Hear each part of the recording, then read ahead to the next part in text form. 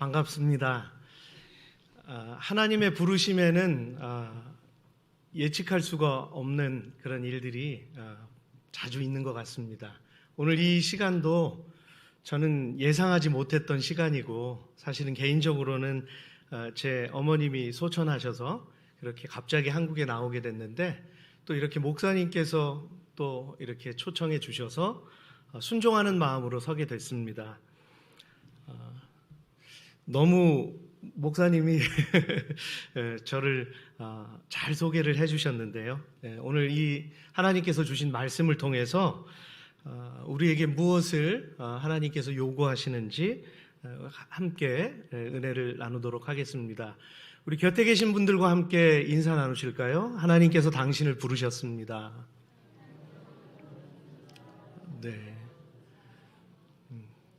아까 찬양으로 그 가사로 은혜를 참 많이 받았는데요. 하나님의 부르심은 완전하십니다. 아멘이시죠? 네.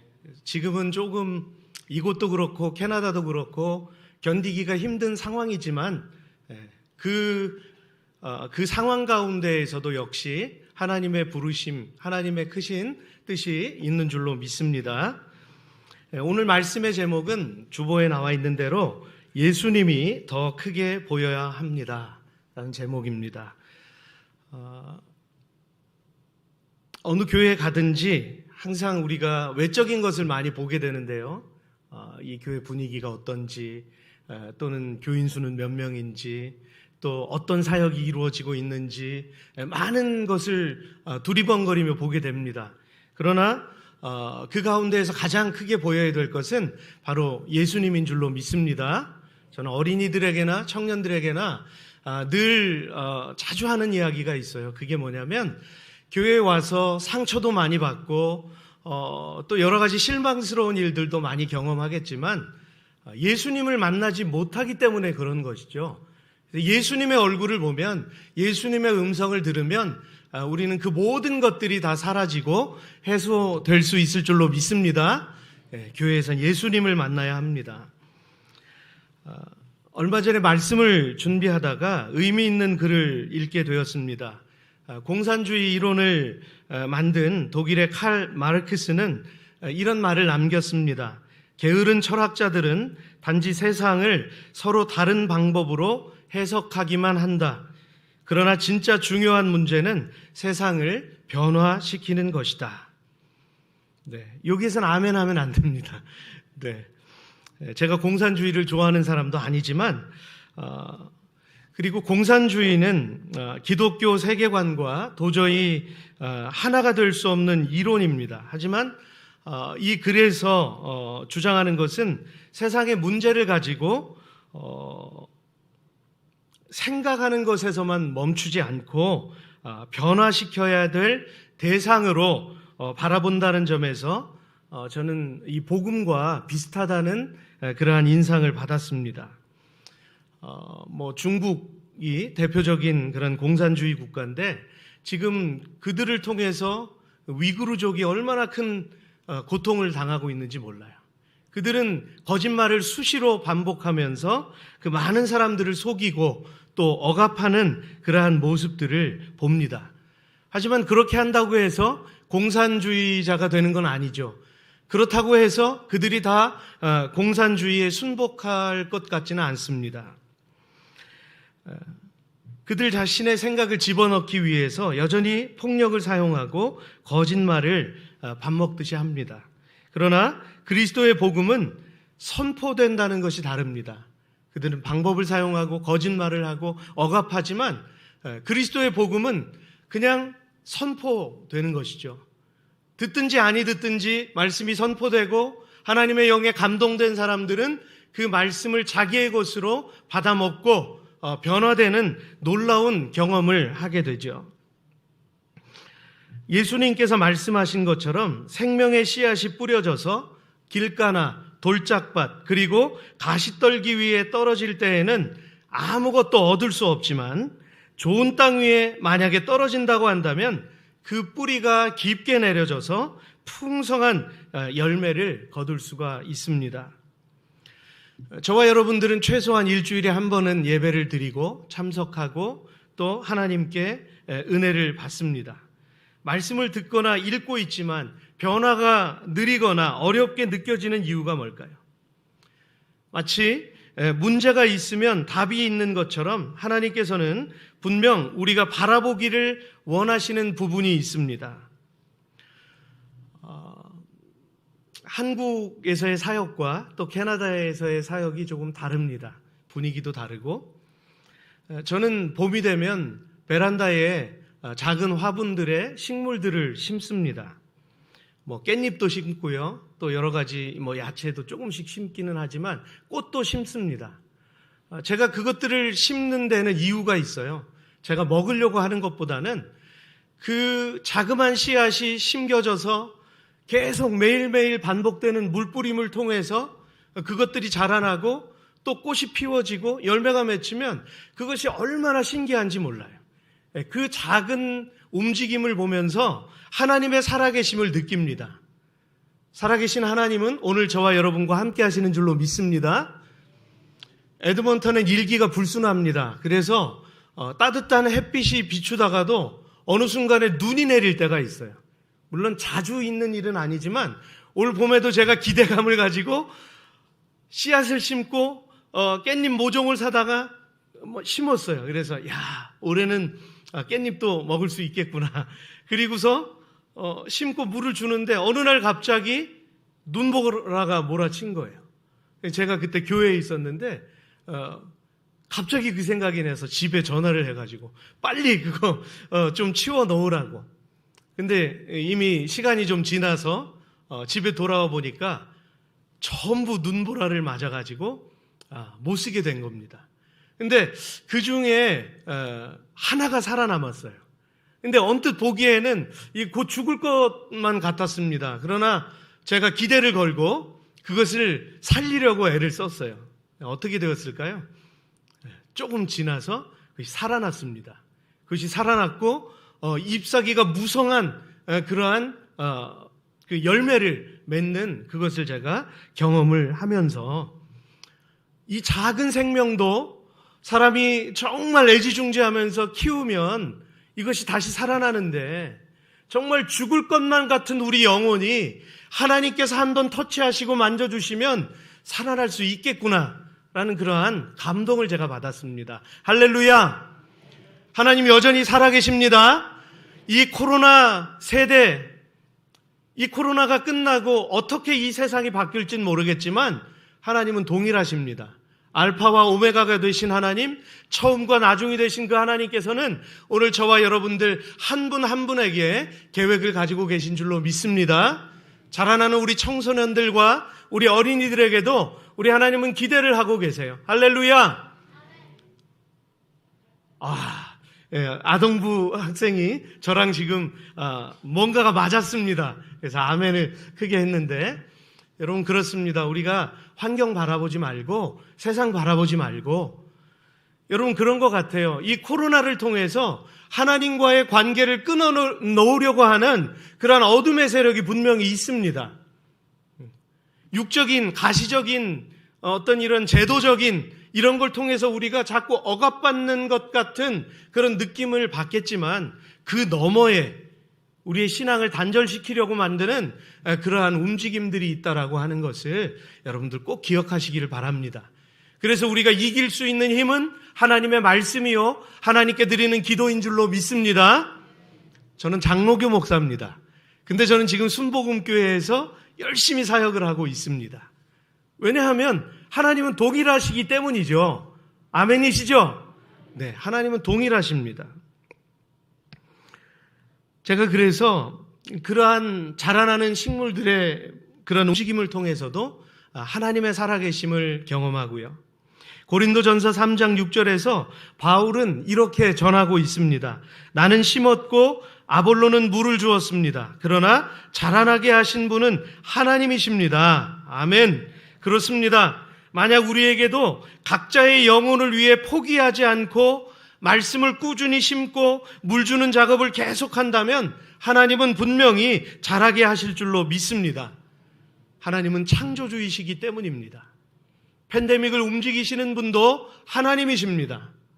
그렇기 때문에 우리가 사람을 바라보면 한없이 추락하고 낭망할 수밖에 없지만 이 코로나를 계획하고 계신 분이 하나님이시다는 그 믿음을 갖는다면 우리는 능히 극복할 수 있을 줄로 믿습니다. 이곳에 오니까 좀 캐나다에서 살다가 오니까 분위기가 낯설어요. 그런데 많은 분들의 얼굴빛이 참 어두운 것이 많이 느껴졌습니다. 참 힘들구나, 참 힘든 상황 가운데 계시는구나 라는 것이 참 느껴졌어요. 그렇게 느끼면서도 그러나 여전히 우리를 붙드시는 그 하나님을 같이 바라보았으면 좋겠다라는 이러한 생각이 들었습니다. 물론 과정은 쉽지 않죠. 예수님은 끊임없이 제자들을 가르치셨습니다. 그러나 세상을 향해 품으신 하나님의 뜻을 이해하기에는 너무나 역부족이었고 연약했죠. 오늘 우리에게 주신 본문 앞에 있는 문맥을 보시면 예수님은 곧 예루살렘으로 올라가셔서 사람들에게 받으셔야 될 그 고난을 말씀해 주셨어요. 그러나 제자들은 믿음으로 반응하지 못했습니다. 지금 나는 고난받기 원하지 않아요. 나는 잘 살고 싶고 복받고 싶고 하나님 앞에 내가 원하는 계획대로 내 인생의 과정이 순리대로 잘 풀어졌으면 좋겠습니다. 제자들도 그런 마음을 가지고 있었겠죠. 그러나 예수님은 다른 계획이 계셨고 예수님은 다른 길을 걸어가고 계셨습니다. 오늘 누가복음 18장 33-34절을 한번 보시면 제자들에게는 이 말씀의 뜻이 감추어져 있었으므로 그들은 예수님이 하시는 말씀을 하나도 이해하지 못하였다. 이렇게 오늘 증거합니다. 여기서는 말씀의 뜻이 감추어져 있었기 때문에 깨닫지 못했다고 표현하고 있는데요. 그러면 그 뜻을 어떻게 풀어내야 할까요? 중요한 것은 예수님을 바라보는 일을 멈추지 않는 것입니다. 문제 앞에서 오히려 더 적극적으로 묻고 말씀에 집중해야죠. 예수님께서는 바로 다음에 이어지는 사건을 통해서 제자들에게 하나님의 선하신 뜻을 나타내십니다. 주님은 제자들을 이끄시고 사마리아에서 여리고로 향하셨습니다. 여러분들 느끼시겠지만 사마리아도 이방인의 땅이고 그 다음에 여리고도 이방인의 땅입니다. 예수님은 이방인의 땅에서 이방인의 땅으로 지금 발걸음을 옮기고 계십니다. 그 말은요, 곧 유대인들 중에 누구도 관심을 가지고 있지 않은 곳, 그곳에 예수님이 서 계신다는 사실입니다. 특히 하나님께서는 절대로 그런 사람들에게까지 구원을 베푸시지 않을 것이다 라는 헛된 확신을 가지고 있었죠. 누가요? 유대인들이. 그러나 그곳에는 하나님께서 변화시키실 한 사람이 기다리고 있었습니다. 35절을 보시면 그는 여리고성 근처에서 사람들에게 구걸을 하던 한 맹인이었습니다. 앞을 볼 수 없는 그런 가련한 사람이었죠. 오늘 본문에선 그의 이름이 나오지 않지만 마가복음 10장 46절에는 디메오의 아들인 맹인 거지 바디메오라고 표현하고 있습니다. 여러분, 그분의 입장이 되어서 한번 생각해 볼까요? 태어나면서부터 분명히 소리는 들리는데 앞을 보지 못하고 어두운 상태에서 아무것도 볼 수 없는 그러한 모습으로 살아야만 했을 때 그 절망감은 어땠을까요? 나는 왜 이렇지? 나는 다른 사람들과 왜 이렇게 다른 삶을 살아야 될까? 자라면서 절망감을 가지고 살아야 하는 그러한 사람들이 우리 주변에 너무 많습니다. 우리가 그분들의 마음을 헤아릴 수 있을까요? 묵상하지 않으면, 깊이 생각하지 않으면 그들과 동질감을 가질 수가 없습니다. 그러면서 우리는 그들을 사랑한다고 쉽게 이야기하고 그들에게 무엇을 돕겠다고 쉽게 나섭니다. 그러나 정말로 겉으로 물질을 돕는다고 해서 그들의 마음이 쉽게 움직여질 수 있을까요? 먼저 우선되어야 될 것은 그들을 이해하고 사랑하는 그러한 공감대인 줄로 믿습니다. 그들을 이해하고 사랑하는 마음으로 다가설 때 정말 그들의 마음이 열리고 그들에게 복음의 씨앗이 분명히 심겨지게 될 것입니다. 오늘 곰곰이 말씀을 묵상해 보면 그 안엔 그 가련한 영혼의 그 마음 안엔 하나님의 무한하신 사랑과 긍휼이 필요하다는 것을 우리는 깨달을 수 있습니다. 오늘 본문에서 말씀하시는 것 첫째로 성경은 그의 이름을 강조하고 있습니다. 디메오의 아들인 거지 바디메오. 저는 이 짧은 문장 안에서 발견한 놀라운 사실이 있습니다. 그것은 여러분 혹시 거리에서 구걸하는 맹인을 보신 적이 있습니까? 캐나다에 신호 대기를 하고 있을 때 가끔씩 피켓을 하나 들고 서 있는 그런 홈리스, 그런 거린이나 노숙자가 있어요. 도와주십시오라고 하는 피켓을 들고 이렇게 구걸합니다. 그러면 창문을 열고 그에게 도와주든 그에게 한마디 위로의 말을 건넬 수 있는 그런 기회가 종종 있습니다. 그러나 그렇게 도우면서도 저 사람에게도 이름이 있다. 저 사람의 이름은 뭘까? 라고 하는 궁금증을 한 번도 가져본 적이 없다는 거예요. 이 말씀을 준비하면서 그것이 깨달아졌습니다. 그런데 하나님께서 오늘 이 짧은 말씀 가운데 그의 이름을 언급하셨다라고 하는 거예요. 그들이 부모로부터 받은 이름이 있다는 걸 우리는 평소에 잘 생각하지 못합니다.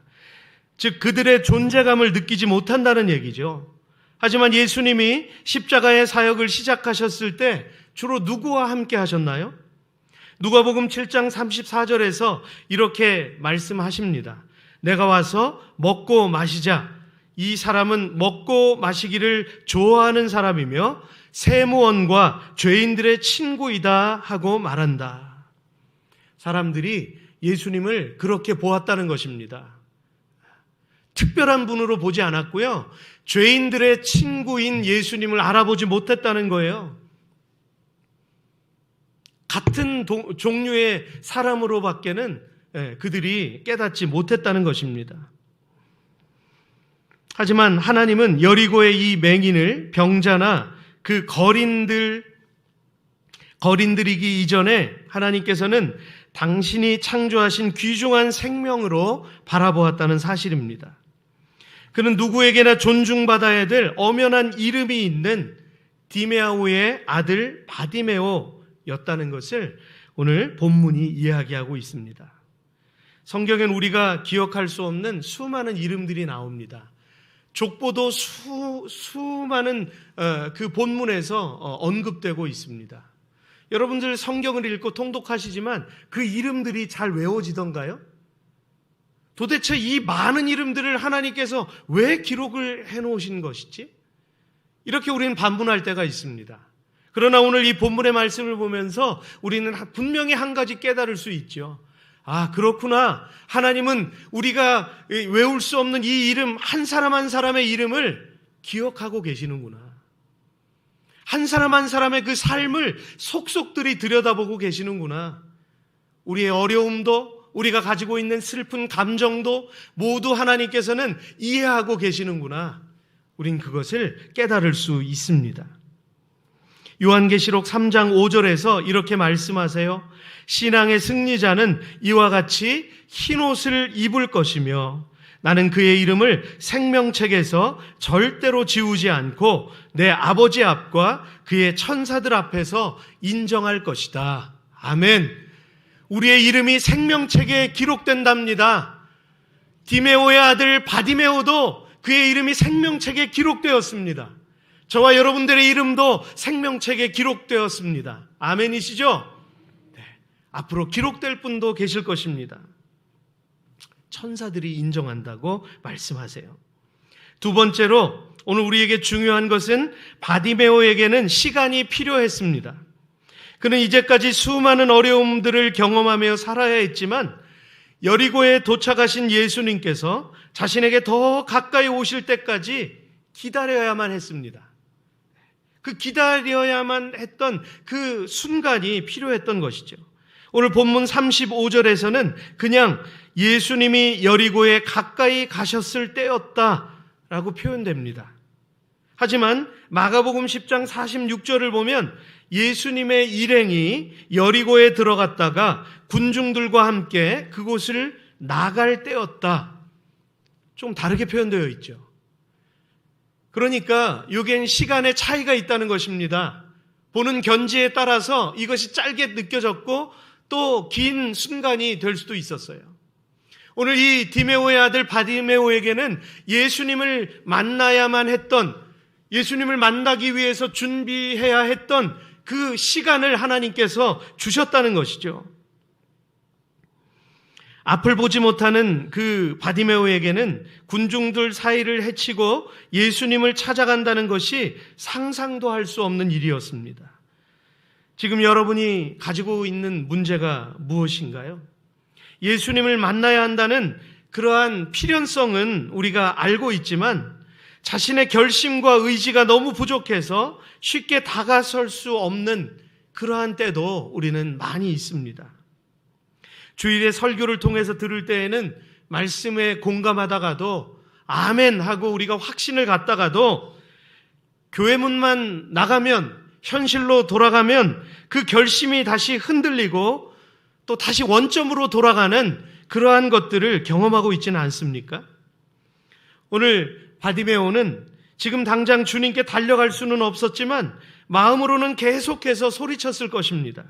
주님, 저에게 다가오세요. 주님, 저를 좀 만나 주십시오. 절망스러운 저에게 소망은 오직 예수님밖에는 없습니다. 여러분, 오늘 살아가면서 정말 필요한 것이 무엇입니까? 돈이 필요하십니까? 어떤 관계의 회복입니까? 우리에게 가장 중요한 것은 예수님과의 새로운 만남인 줄로 믿습니다. 제가 몇 년 만에 한국에 와서 제 친지들을 만나면서, 조카들을 만나면서 안타까운 모습들이 너무 눈에 많이 비춰졌어요. 이전엔 열심히 예수님을 섬겼던 모습이었는데 지금은 예수님과 멀어져 있는 모습을 제가 바라봅니다. 조카들에게도 이전엔 열심히 예배당에 참석해서 예배하고 두 손을 들고 찬양하던 그러한 조카들이었는데 이제 머리가 크고 대학을 준비하고 하면서 믿음이 식어져 있는 그런 모습을 바라보고 그들과 밤새도록 이야기하고 씨름을 하고 왜 그랬는지 같이 이야기를 나누고 했던 그러한 시간들이 있었어요. 제가 무엇을 권면한다고 그들이 쉽게 바뀌지는 않겠지만 여러분, 그렇기 때문에 우리에게 오늘 예수님이 필요합니다. 코로나를 통해서 우리에게 많은 어려움들이 있지만 더 예수님 앞에 가까이 나아가라고 지금 사인을 주시는 거예요. 오늘 많은 교회들이 어려움을 겪고 있습니다. 왜 이런 어려움을 주셨을까요? 저는 분명히 깨닫습니다. 오늘 이 교회들 가운데 하나님께서 뜻하시는 것이 있기 때문에 오늘 교회에게 말씀하시는 것, 그것을 저는 들어야 한다고 믿습니다. 이전과 똑같은 익숙해져 있는, 어쩌면 바리새인과 같은, 어쩌면 종교인에 지나지 않는 그러한 모습으로 오늘 우리가 살아가고 있었다면 하나님께서는 오늘 하나님의 아들로, 하나님의 딸로 다시 한번 거듭날 수 있기를 우리 주님께서 간절히 원하시는 것이죠. 그래서 우리에게 코로나가 필요한 것입니다. 우리에게 시험을 주시기 위해서가 아니라 주님 앞에 더 가까이 나아가게 하시기 위해서 오늘 이 팬데믹이라고 하는 이 어려운 상황을 주신 것이죠. 어떻게 보느냐에 따라서 우리에게 은혜가 될 수 있고 우리에게 시험이 될 수 있습니다. 여러분들은 은혜의 길을 걸어가실 수 있기를 소망합니다. 주님 분명히 말씀하셨어요. 많은 사람들이 걸어가는 넓은 길을 택하지 말고 넓은 문을 목표로 삼지 말고 좁은 문으로 들어가라. 좁은 길을 걸어가라고 우리 주님 분명히 말씀하셨어요. 코로나 이전에도 좁은 길이 있었고요. 지금도 역시 좁은 길이고요. 우리가 앞으로 선택해야 될 길도 좁은 길입니다. 좁은 문입니다. 그래서 육신의 편안한 것을 취하기보다는 하나님께 자꾸 자극을 받고 하나님께서 주시는 말씀을 자꾸만 사모하고 그렇게 달려가야 될 줄로 믿습니다. 오늘 하나님께서 그의 마음을 들으셨을까요? 36절과 37절이 그의 상황을 그대로 증명해 주고 있죠. 사람들이 지나가는 소리를 듣고 무슨 일이냐고 묻자 그들은 나사렛 예수님이 지나가신다 하고 말해 주었다. 드디어 바디메오에게도 기회가 찾아온 것입니다. 변화와 구원의 기회죠. 그렇다면 여러분에게 은혜 받을 수 있는 기회는 언제인가요?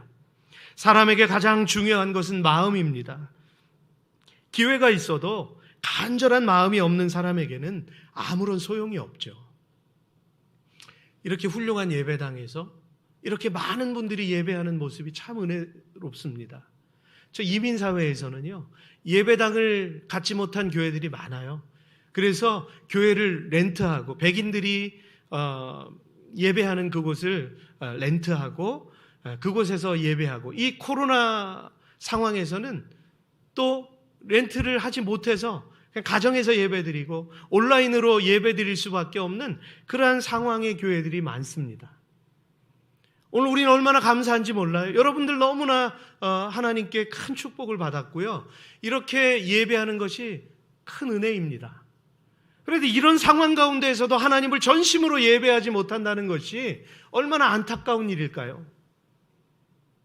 형식에 젖어서 그 인격적인 하나님을 만나지 못하고 오늘 우리에게 음성 들려주시는 그 하나님의 음성을 듣지 못한다면 얼마나 가련할까요? 오늘 예수님께서 바디메오 앞으로 지나가십니다.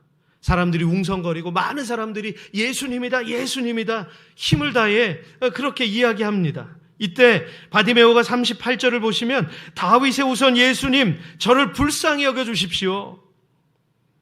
그런데 그의 행동을 가로막는 사람들이 있었어요. 바디메오에게 조용히 하라는 것입니다. 지금 나는 예수님이 필요하고 정말 예수님이 간절하게 필요한데 예수님 곁에 서 있는 사람들이 오히려 장애물이 되는 것이죠. 얼마 전에 6월 달인가요? 저 캐나다 사스캐추원이라는 곳이 있습니다.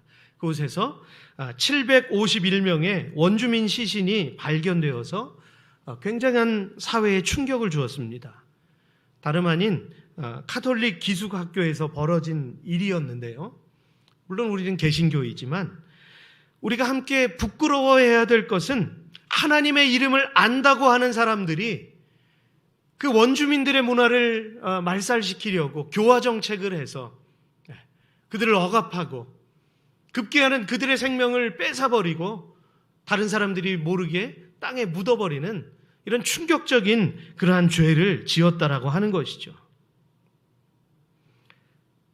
우리가 하나님의 이름을 안다고 하지만 예수님의 이름을 공공연히 우리가 이야기하지만 혹시 저와 여러분들의 삶 가운데 예수님의 영광을 가리우고 크리스찬으로서의 그러한 빛과 소금이 되지 못해서 우리가 사람들에게 냄새나는 그러한 모습으로 혹시 서 있지 않은지 우리는 돌아보아야 할 줄로 믿습니다.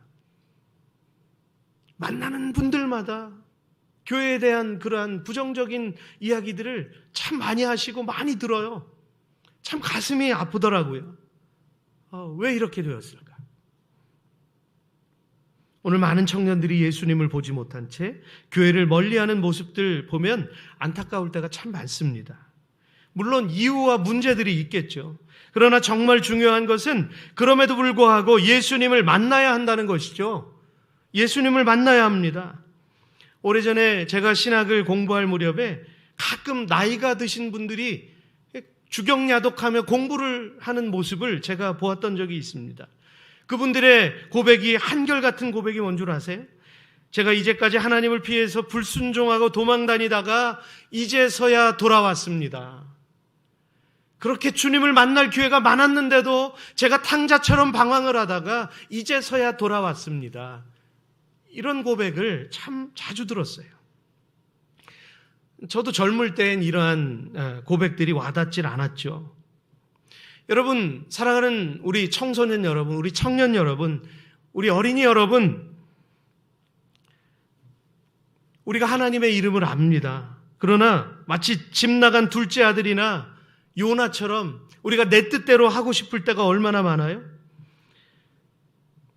그러나 우리 인생 가운데 목숨만큼 귀중한 존재, 그 예수 그리스도이심을 우리가 인정하고 그분을 내 삶의 주인으로 모셔드릴 때 그때 놀라운 변화가 일어나기 시작한다고 하는 것을 우리가 분명히 기억해야 될 줄로 믿습니다.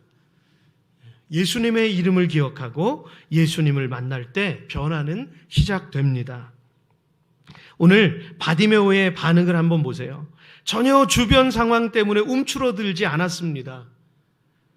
대학을 가야 되고, 대학을 졸업해도, 서울대학을 나와도 계속 배달을 해야 되고, 고시원 쪽방에서 그렇게 살아야만 되는 이 세대의 젊은이들의 모습을 저는 매스컴을 통해서 자주 보았습니다.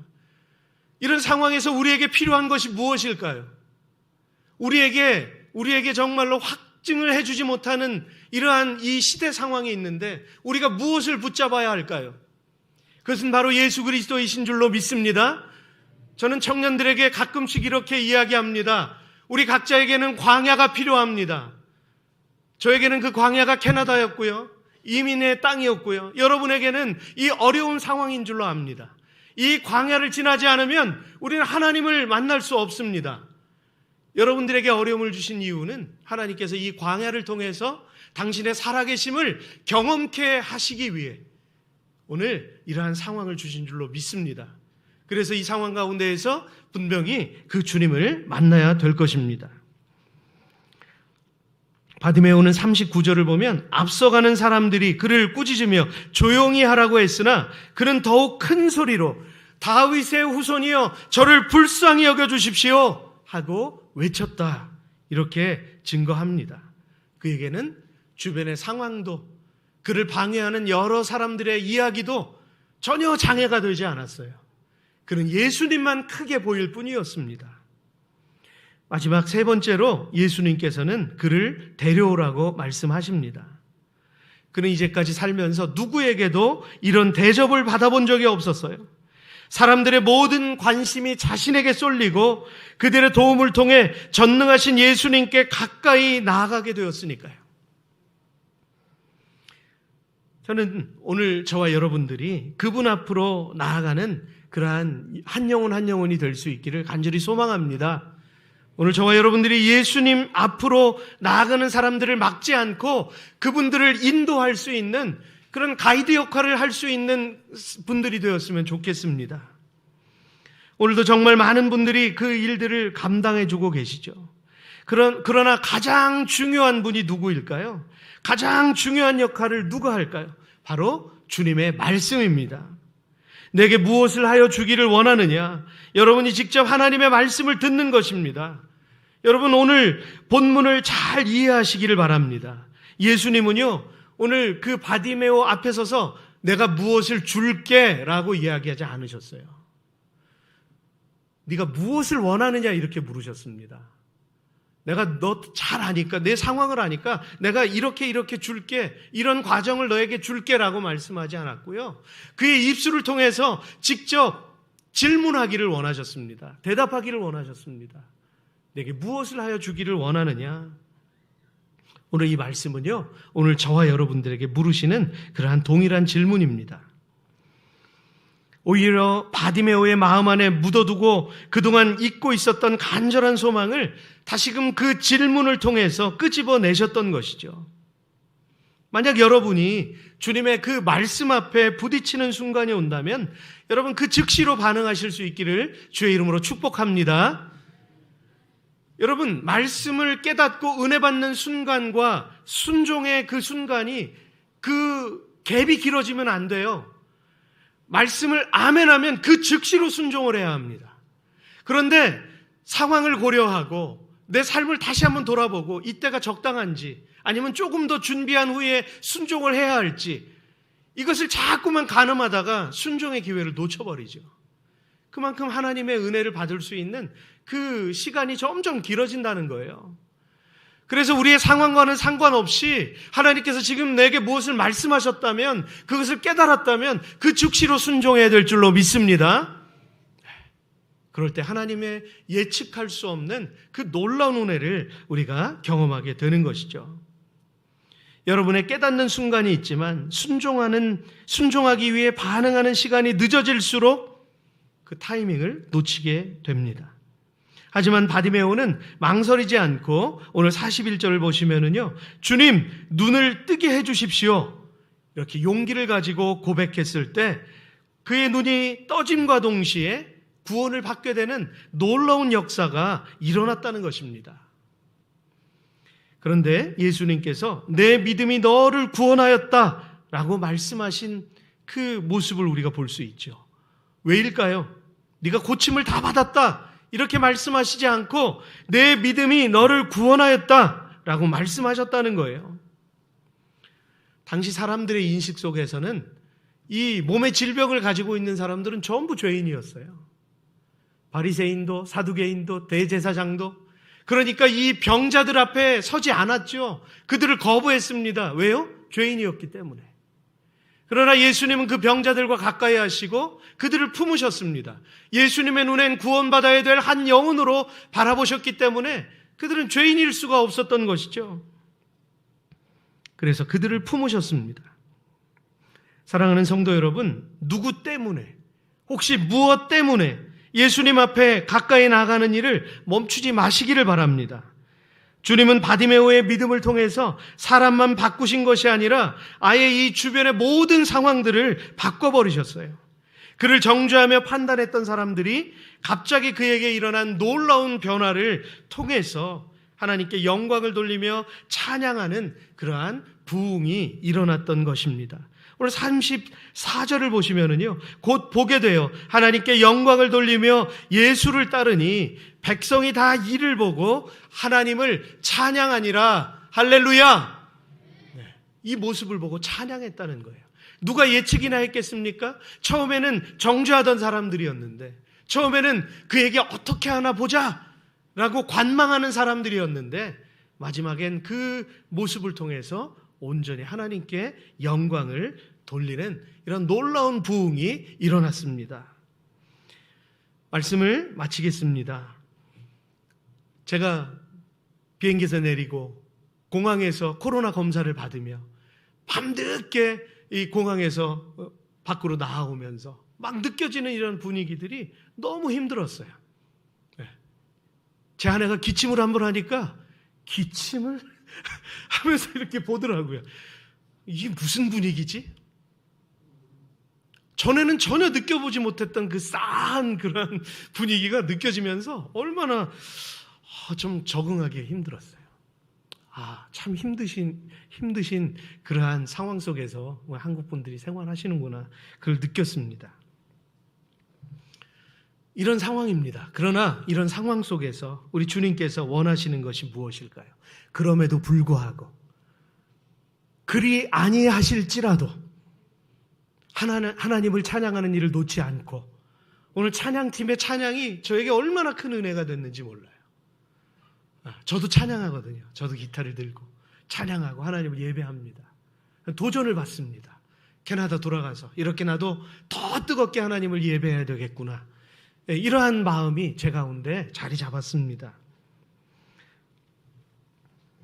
오늘 예수님께서 바디메오를 향해 너의 믿음이 너를 구원하였다 라고 하신 것처럼, 여러분, 이 팬데믹 세대의 젊은이들, 이 팬데믹 세대의 어린이들, 우리 성도님들이 정말로 이 동일한 믿음을 가지고 주님 앞에 서야 될 줄로 믿습니다.